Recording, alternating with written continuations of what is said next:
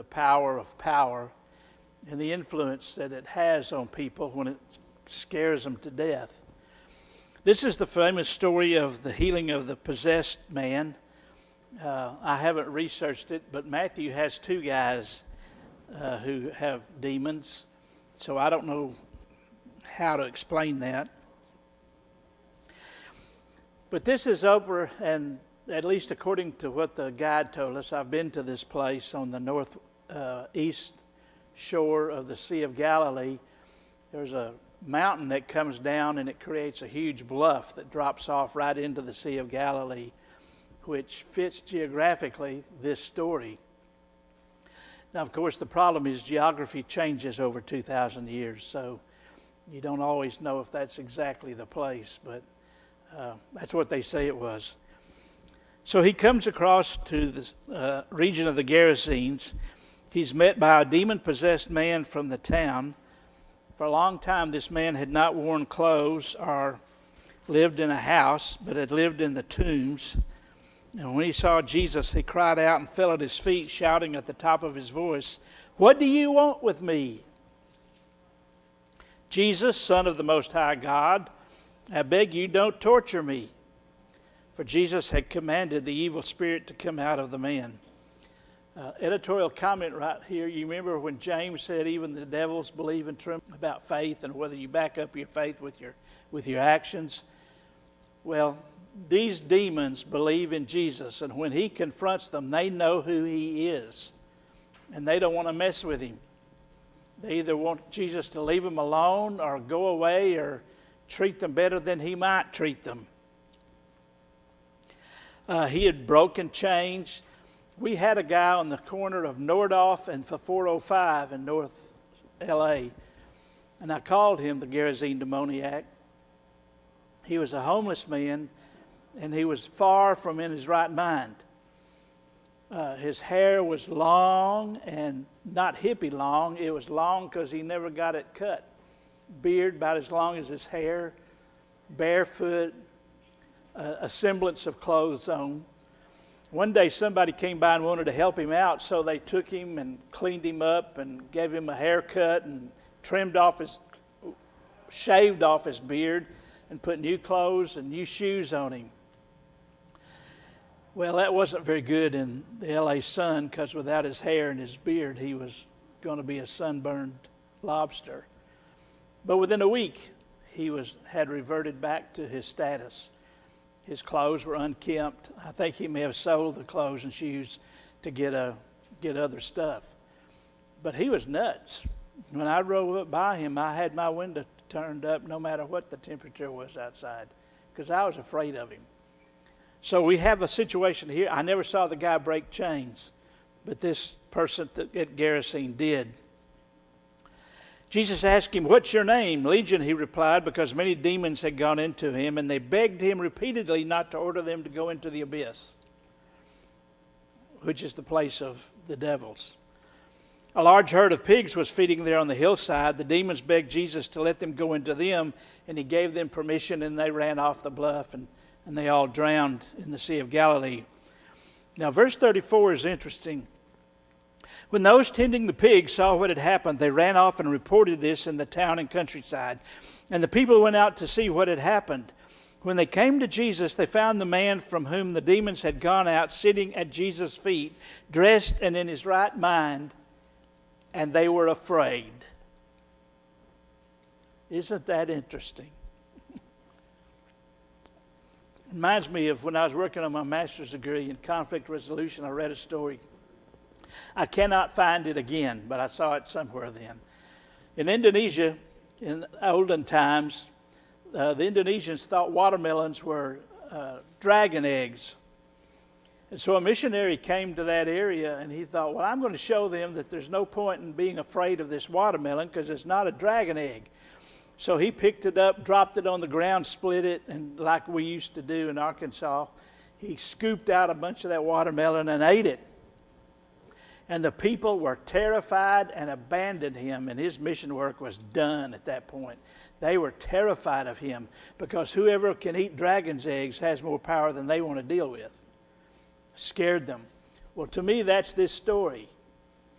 the people see the demons gone. They see this man in his right mind, and they are terrified of him.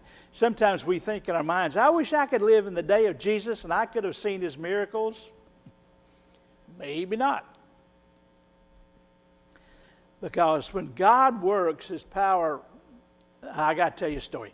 When I lived in L.A., Jack Hayford, anybody heard of him?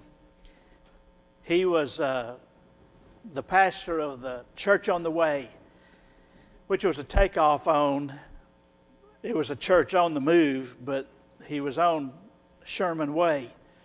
And he had started out in a small 200-seat chapel, and it had grown, and they had a facility now holding 5,000 people.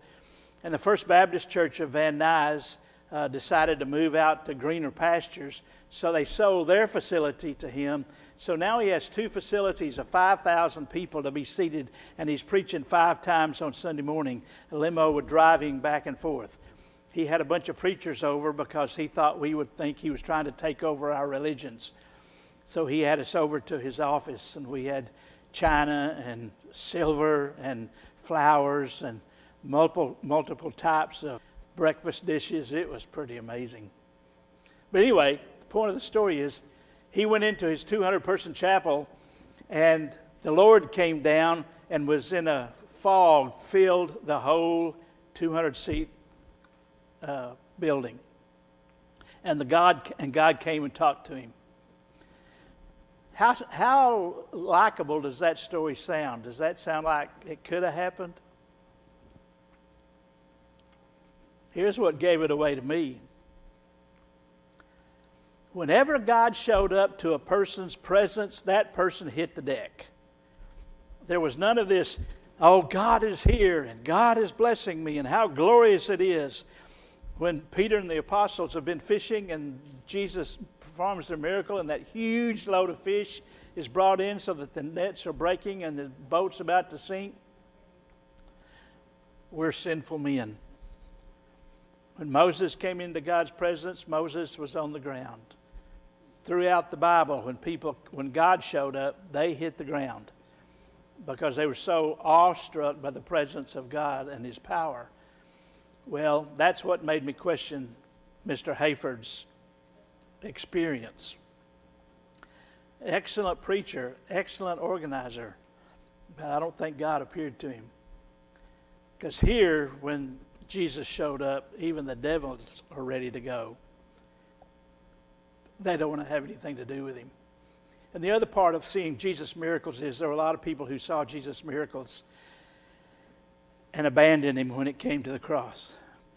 They took a break. And so we have as much evidence to believe in Jesus now as they did in the first century. More so because we can see the whole range of the stories. They could only see him at the period of hours that he was around them. So the point of this story to me is that Jesus' reaction to them, he tells the demoniac, go back home and tell your people. The man from whom the demons had gone out begged to go with him, but Jesus sent him away, saying, return home and tell how much God has done for you. So the man went away and told all over town how much Jesus had done for him. It's kind of like the Samaritan woman who Jesus talked to.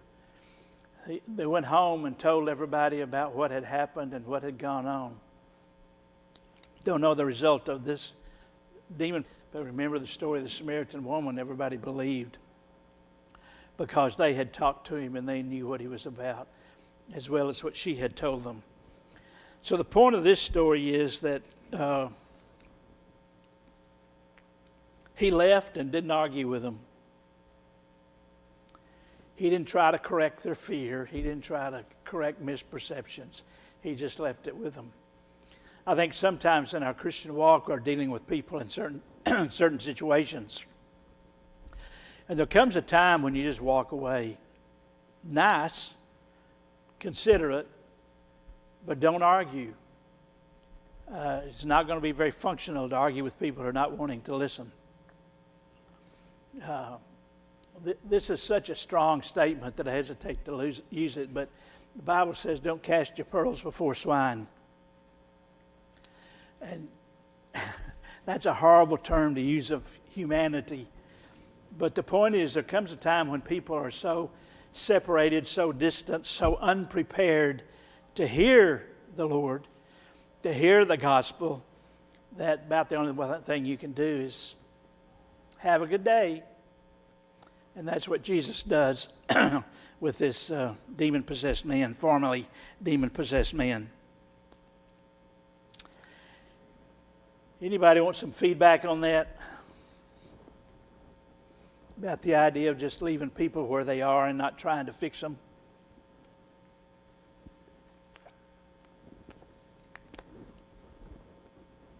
Okay, let's come down a few verses. Verse 40. But I want to come on down to verse 43. Jesus is on the way to Jairus' house. This is that famous story. In fact, this was in the Easter sermon. He's on the way to Jairus' house to raise his daughter who has died or in the process of dying. And on his way, this story happens. And a woman was there who had been subject to bleeding for 12 years, but no one could heal her. She came up behind him and touched the edge of his cloak, and immediately her bleeding stopped. "Who touched me?" Jesus asked. When they all denied it, Peter said, "Master, the people are crowding and pressing against you." But Jesus said, "Someone touched me. I know that the power has gone out from me." And the woman, figuring out that Jesus caught on, then lets herself be known. The point I'm wanting to get out of this is, and we say, well, this might have been miraculous, and there's a certain sense to that, but Jesus was sensitive to people. It's so easy in our day to get to moving so fast or be caught up in our own world, and the COVID hasn't helped that process any. That's going so fast that we don't sense, we don't feel, we don't recognize when people are hurting. One of the things that disturbs me the most, sometimes I'm with people and it's clearly evident that they are upset. And in our culture, a strange man doesn't walk up to a strange man or woman and ask him, "What's going on? How are you doing?" Same things can apply. Well, let me put it this way.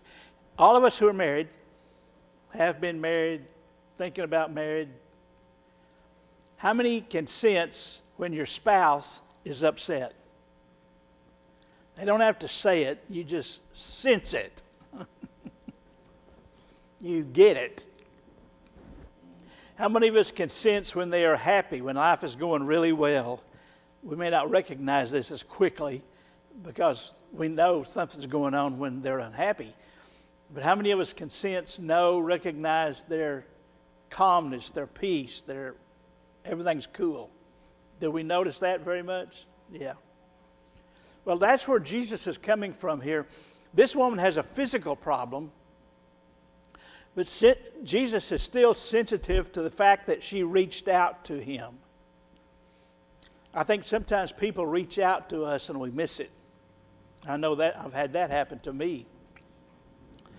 Where people have reached out and I didn't know what they were reaching out for or didn't even recognize they were reaching out. I just thought something was going on. Jesus was always sensitive to people.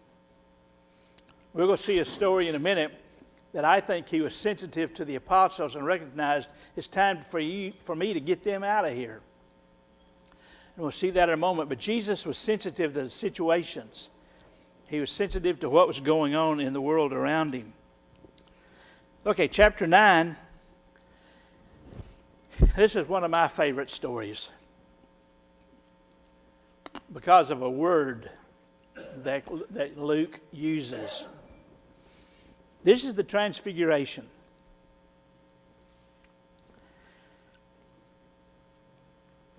Beginning in verse 28. About 8 days after Jesus said this previous conversation, he took Peter, James, and John with him and went up into a mountain to pray. As he was praying, the appearance of his face changed, and his clothes became as bright as a flash of lightning. 2 men, Moses and Elijah, appeared in glorious splendor talking with Jesus. They spoke about his departure, which he was about to bring to fulfillment at Jerusalem. The word translated departure here is the word Exodus. Suddenly this text takes on a whole lot of more power. Moses was in an exodus, exited Egypt.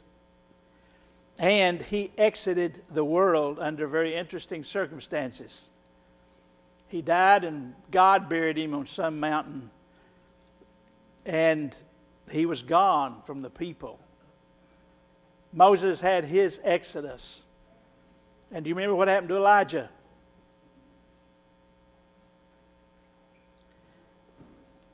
What happened to Elijah? Taken up in a chariot. Didn't see death. He had an interesting exodus. And isn't it interesting that in a few days, Jesus is going to have his exodus and go up in the air. Well, Moses and Elijah are here at the Transfiguration. And here's what I get out of this. The Son of God, able to perform miracles, in the truest sense of the word, able to leap tall buildings in a single bound, if he chose to do that. He has a couple of God's men come encourage him. And he accepted it. I don't know if y'all are as crazy as I am, but for most of my life, I had a hard time accepting encouragement. One of the reasons was because I didn't believe them most of the time, and that was my own stuff. But I didn't know if people were telling me that to be nice or whether they were really serious. And so most of my life has been difficult to hear encouragement, to hear acceptance for a lot of reasons. And I have known other people, especially men, who, that's okay. It's nothing. How many of you, you've said to a woman, that's a really pretty dress. And she has said, oh, that old thing, I've had it for years. She's not accepting encouragement. She's not accepting appreciation. She's not letting people say, that looks really nice. I don't care how long you've had it. It looks nice. And any other interactions that we have with people. Well, it's not very Christian to do that. When somebody says, that's really nice, say thank you. That's a hard thing for a lot of people to do also, is to say thank you. You go to a grocery store, thank you for coming in, and I say thank you, and I remember, well, why don't I say you're welcome? Because the checker, I've just given that checker business and keeping them in a job by going through their aisle rather than the self-checkout aisle, which is why I rarely ever go through a self-checkout, because I want to keep them working. And usually I don't want to have to do my own checking. But it's that sense of encouragement and giving encouragement, and just as importantly, the ability to receive encouragement. I really appreciate what you did. Thank you for that. Most of my life I felt really funny when somebody would say, well, I really appreciated that sermon, or I really liked that sermon. Occasionally I'd hear one that didn't say that, but that was always interesting. But I didn't know how to accept it. It was like, well, they appreciate the sermon just because I'm the preacher, and I'll go on with life and move on to the next one. Well, that's not very nice. The way Jesus handled encouragement, and these two men were the only ones probably who could give it to them. The apostles sure had no clue.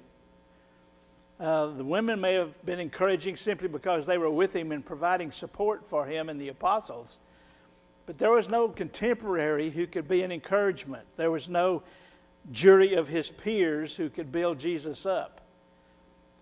But Moses and Elijah came, and Jesus accepted it. Now, as Peter typically did, he didn't have a clue to what was going on. I mean, you go to sleep and you wake up and you look at Jesus all shining like the sun, and what's going on? You might say anything. Are we a encouragement accepting people? Am I an encouragement accepting person? Do I let people support me? Do I let people help me? When we lived in Van Nuys, I needed to take the car down on Van Nuys Boulevard, which was about a mile from the church building. And I took it down there, but I did not ask anybody for a ride. I walked back to the building because I wouldn't ask anybody. And when I went back to get it, I did the one thing I have never done before or since. I rode the city bus down to get the car because I wouldn't ask for help. And I can affirmatively say that's the dumbest thing in the world for a person to do. Because people want to help, and we need to allow them to help us. That's the acceptance of the encouragement. How does that fit?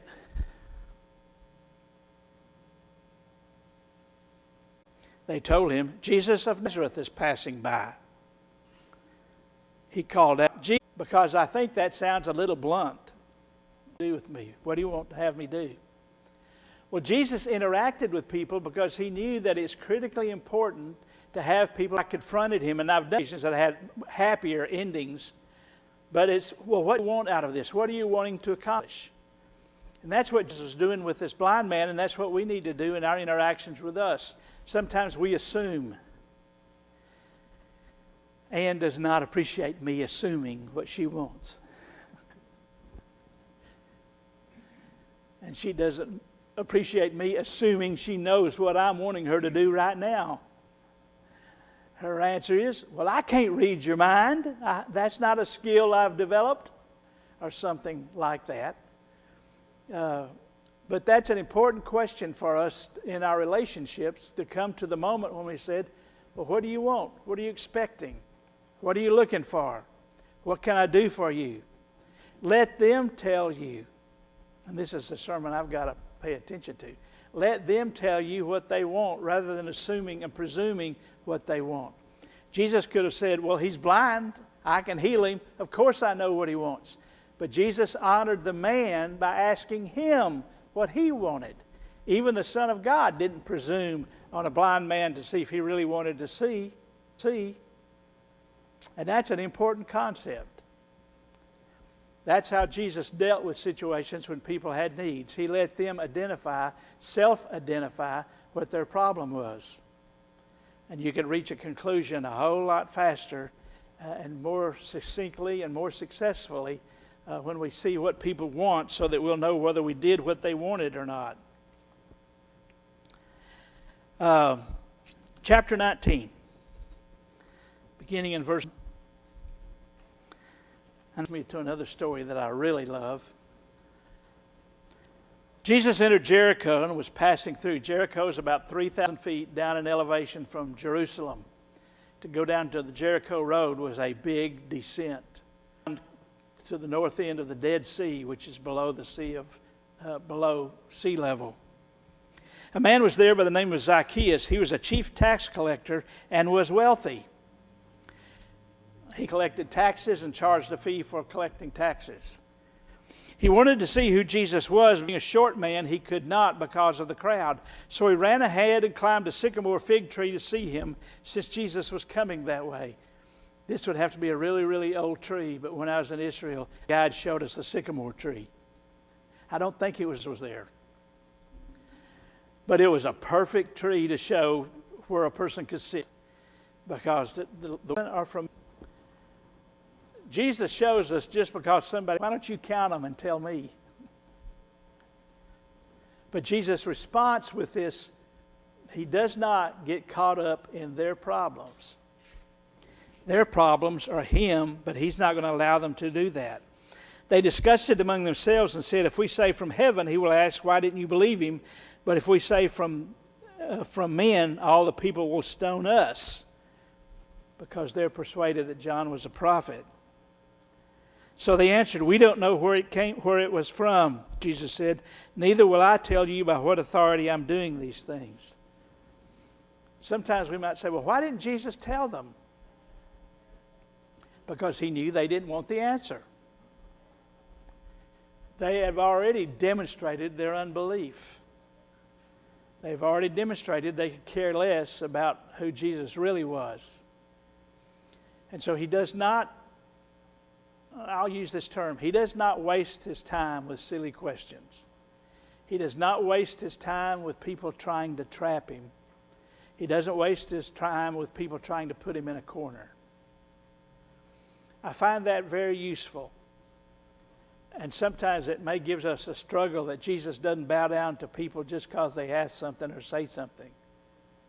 He maintains his own distance and his own recognition of what's going on. Okay, maybe one more. Chapter 22.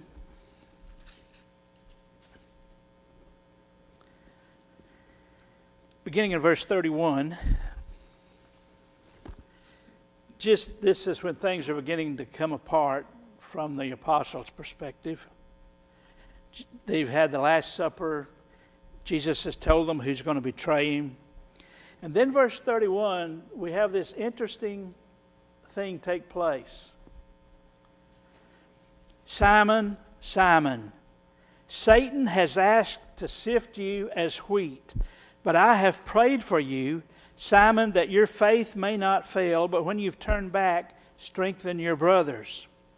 But he replied, Lord, I'm ready to go with you to prison and to death. Then Jesus